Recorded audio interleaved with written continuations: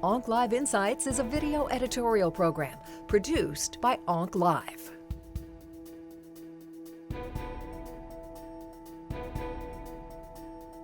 I'm very pleased that SIRFLOX represents the first and hopefully one of many level 1 evidence trials that demonstrate that yttrium-90 resonant microspheres are effective in metastatic colorectal carcinoma. The SIRFLOX study, in reference to its outcomes, have really given us a lot of insights to the understanding of how we can apply this type of therapy in a normal patient population. First and foremost, we know that the liver is the source of mortality in the majority of patients with metastatic colorectal carcinoma. So any treatment that can prevent or delay progression within the liver has an opportunity to be able to improve survival overall. Now, the results of the study seem conflicting at first, but once you start peeling back the layers of the onion, it really becomes clear as to the rationale of why the secondary outcome of 7.9 months of liver-specific PFS benefit was present without a statistical benefit in overall PFS.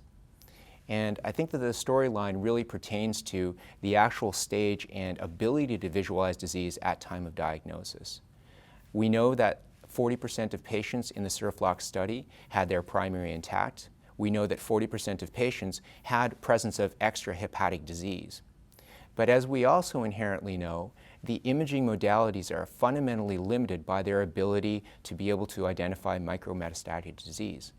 So in many cases, as demonstrated by the post-surgical resection high recurrence in the liver, as demonstrated by the natural biology of disease, the progression of extrahepatic metastases shouldn't really be affected by control within the liver itself.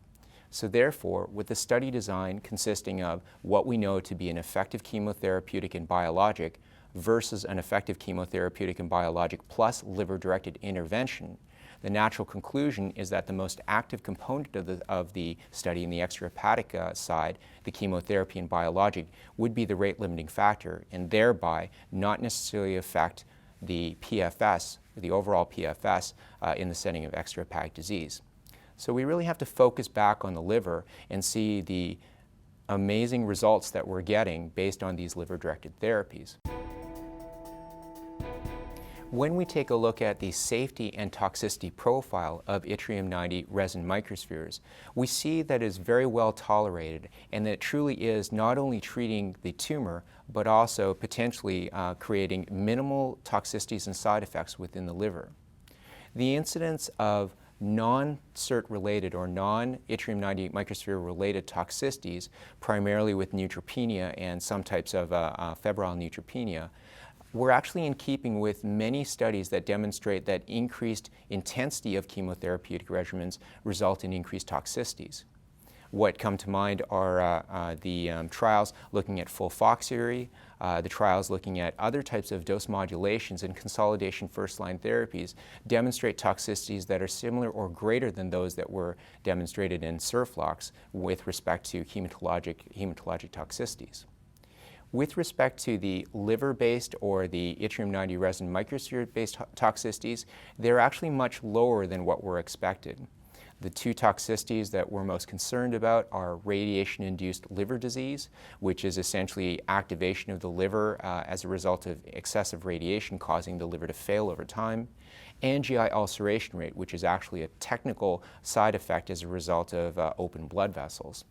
Although there was a higher incidence of neutropenia and febrile neutropenia, really it's a part of a pattern that we see where increased intensity or dose modulation really translates into increased toxicities. However, the toxicities that were reported in these categories, primarily hematologic, were actually in keeping with a number of large studies, such as the FOLFOXIRI validation studies.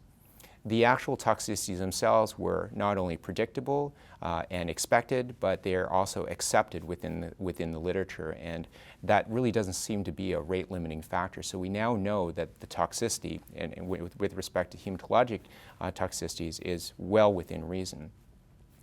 The yttrium-90 resonant microsphere complications or toxicities that relate to both the gastrointestinal tract and the liver are something that need to be addressed in a little bit more detail.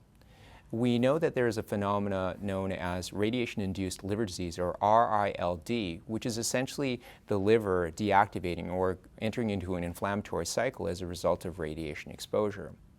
In SIRFLOX, the reported incidence was 0.5%.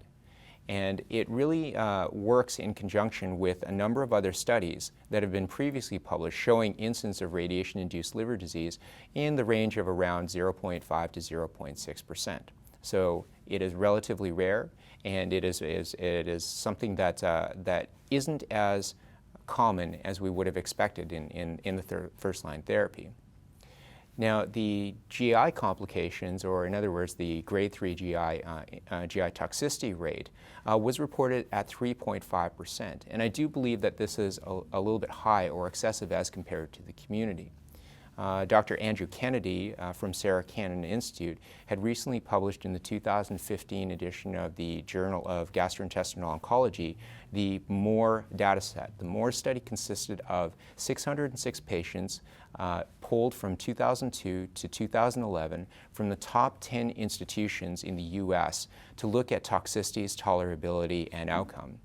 And in this study, which is really reflective of patients who have more compromised liver function as a result of being on second, third, or chemorefractory state, and also had very experienced users, had a GI ulceration rate or grade 3 GI toxicity rate of 1.7%. So I think 1 to 2% is a very reasonable number in the context of high volume experienced centers. We also know in terms of the time and temporal incidence of the presentation of GI ulceration that there was a very clear institutional learning curve when this technology was initially instituted. But since then, the technology, the techniques, and the knowledge of how to administer these types of therapies have really improved and decreased the complications and grade 3 toxicity rates within the community setting, and it may not be reflected in the study itself.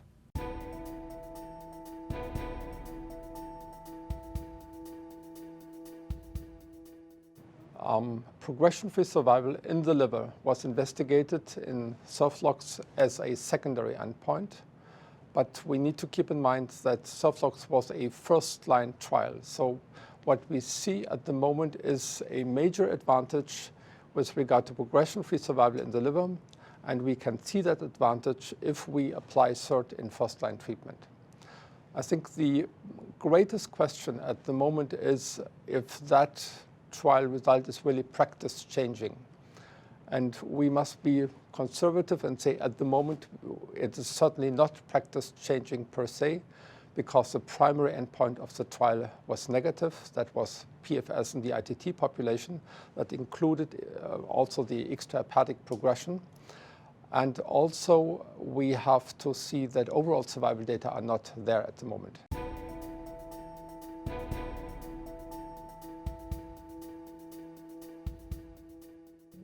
I think this cements in my mind the fact that radioembolization is important in controlling the disease in the liver.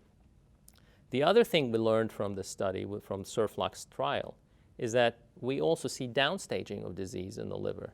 There's an additional 10% of patients who got a response when radioembolization was added to chemotherapy, and this was statistically significant. What I would like to wait for is the overall survival data, and that will not be mature until we combine the SIRFLOX study with two additional trials that are looking at chemotherapy versus chemotherapy plus radioembolization. How does this data impact my practice today? I am not sure that this data is enough to move every single patient who have liver predominant disease that is unresectable or liver only disease that is unresectable to radioembolization plus chemotherapy in the first line setting. However, this information tells me that patients who require a break or are not tolerating chemotherapy very well, these patients may derive a benefit from moving the strategy of radioembolization a little bit up the road in their treatment paradigm.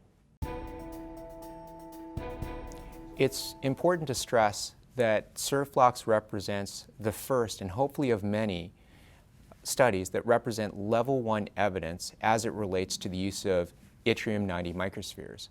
Now, there are a number of different products out there that have a similar mechanism of action.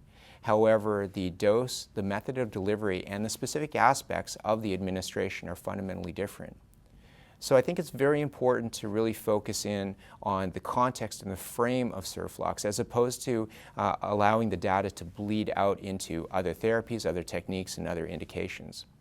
We know from our experience in systemic therapeutics, for example, sorafenib and aflibercept, that there may be a difference in modulation, in dose, and response in disease state. So the emphasis really has to be on the evidence that's available in SIRFLOX, and that evidence really relates to yttrium-90 resin microspheres, the dosimetry, and the methodology that surrounds that type of treatment.